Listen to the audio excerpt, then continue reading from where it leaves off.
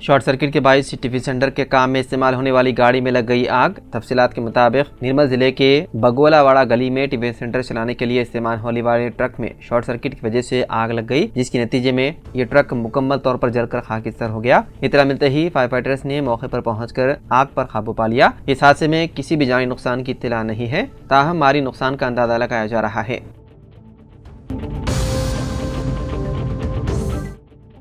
Ration card की इजराई के लिए सालाना आमदनी की हद में किया जाए इजाफा। फलाही स्कीमा से तमाम मुस्तहिकीन को फायदा पहुँचाने का के कविता ने हुकूमत से किया पुरजोर मुतालबा। कविता ने कहा कि निजामाबाद जिले में 1.2 लाख अफराद ने मी सेवा के जरिए राशन कार्ड की इजराई के लिए दरख्वास्तें दाखिल की है। ताहम हुकूमत ने सिर्फ 26,000 अफराद को राशन कार्ड की इजराई का फैसला किया। ये गरीब आवाम के साथ सरासर नाइंसाफी है। कविता ने मुतालबा किया है कि देही इलाकों में राशन कार्ड की इजराई के लिए सालाना आमदनी की हद को 2.5 लाख रुपए और शहरी इलाकों में सालाना आमदनी की हद को 3.5 लाख रुपए किया जाए।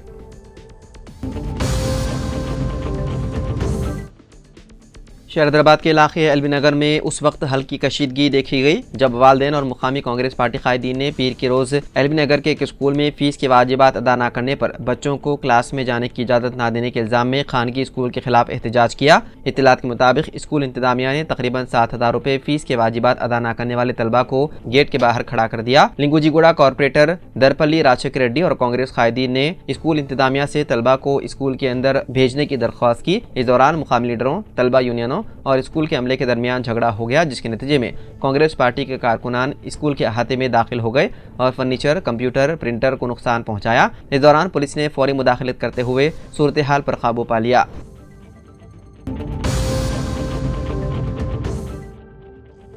गाजा में जंगबंदी के बावजूद फलस्तीनियों का कत्लेआम जारी। जालिम इसराइली फौजियों ने इतवार के रोज 31 फलस्तीनियों को शहीद जबकि दर्जनों को जख्मी कर दिया। गाजा में इतवार को जंगबंदी के ऐलान के साथ ही काबिज सह्यूनी फौज ने दोबारा जारी हद शुरू कर दी, जिसके नतीजे में कम अज कम 31 फलस्तीनी शहीद हो गए। जंगबंदी की सरीहन खिलाफ वर्जी करते हुए गाजा पट्टी के मुख्तलिफ इलाकों पर इसराइली बमबारी के नतीजे में इतवार को 31 शहरी शहीद और दर्जनों जख्मी हो गए। शहरी दिफा के तर्जुमान महमूद बिसाल ने कहा कि गाजा पट्टी में जंगबंदी के ऐलान के बाद से इतवार की सुबह 9:30 बजे इसराइली फौज ने दोबारा बमबारी की, जिसके नतीजे में गाजा शहर में 15 और शुमाली शहर में 3 फलस्तीनी शहीद और 25 जख्मी हो गए।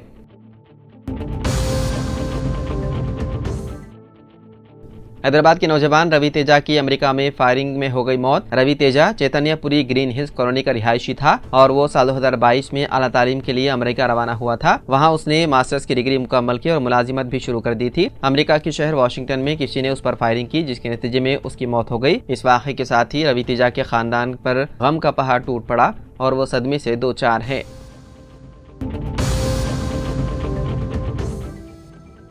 बेंगलुरु में 53 साला सॉफ्टवेयर इंजीनियर को अपनी 45 साला रिश्तेदार को जहर देकर कत्ल करने के इल्जाम में गिरफ्तार कर लिया गया। दोनों के दरमियान ताल्लुकात थे, लेकिन जब खातून ने किसी और से शादी करने का फैसला किया तो मुलजिम ने उसे कत्ल कर दिया। डीसीपी व्हाइटफील्ड शिवकुमार गन्नारा के मुताबिक मुलजिम का नाम इमाद बादशाह है, जो मराठा हल्ली के करीब स्पाइस गार्डन में रहता था, जबकि मकतूला उज़्मा खान का ताल्लुक काचारा कानाहली से था। पुलिस के मुताबिक दोनों 8 साल पहले अपने अपने शरीक हयात से अलग हो चुके थे। अगरचे कि उनकी शादी नहीं हो सकी, लेकिन वो मुसलसल राब्ते में थे। उज़्मा अक्सर बादशाह से मिलने जाती थी और एक मुलाकात के दौरान बादशाह ने उसका मोबाइल फोन क्लोन कर लिया, जिससे उसे उज़्मा के तमाम पैगामात तक रसाई मिल गई। पुलिस के मुताबिक तहकीकात से पता चला कि उज़्मा ऑस्ट्रेलिया में काम करने वाले एक पाकिस्तानी शहरी से शादी करने का मंसूबा बना रही थी, जिसे बादशाह कबूल नहीं कर रहा था। 31 दिसंबर साल 2024 को बादशाह ने अपने फ्लैट में खाना पकाने की तस्वीर भेजी और उज़्मा को नए साल का जश्न मनाने के लिए बुलाया। उज़्मा रात 9:30 बजे वहां पहुंची और तकरीबन 12:30 बजे तक फ्लैट से आवाज आती रही। तहकीकात से पता चला कि बादशाह ने उज़्मा के खाने में जहर मिला दिया, जबकि खुद उसने एक गैर मुहलिक टॉयलेट क्लीनर पीकर खुदकुशी का ड्रामा किया। पुलिस को शुबा है कि जहर देने से पहले उज़्मा को गला दबाकर कत्ल कर दिया गया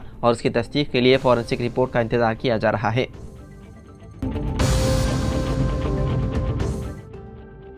हैदराबादी मिजाह और रिवायती फिल्मी नगमों से सजी एक बहुत ही खूबसूरत शाम में कल सियासत शॉपिंग धूम प्रोग्राम का इख्तिताम पजीर हुआ। तफरीह से भरपूर शानदार प्रोग्राम में सियासत शॉपिंग धूम की बम्पर ड्रॉ तकरीब अमल में आई, जिसमें हजारों आवाम के सामने बम्पर ड्रॉ निकाले गए और इनाम जीतने वाले खुशनसीब अफराद के कूपन नंबर का ऐलान किया गया। इदारे सियासत की जानिब से गुज़िश्ता 15 साल से सियासत शॉपिंग धूम एक जश्न की शक्ल में मनाया जा रहा है। कल इस जश्न का इख्तिताम बम्पर ड्रॉ तकरीब के साथ हुआ। ललित कलातोर्नम बागियामा नामपल्ली में सियासत शॉपिंग धूम की बम्पर ड्रॉ तकरीब के मौके पर KB जानी की नुमाइंदगी में हैदराबादी फंगामा शो मुनक्किद हुआ। ऑडिटोरियम शायखीन से खचाखच भरा हुआ था।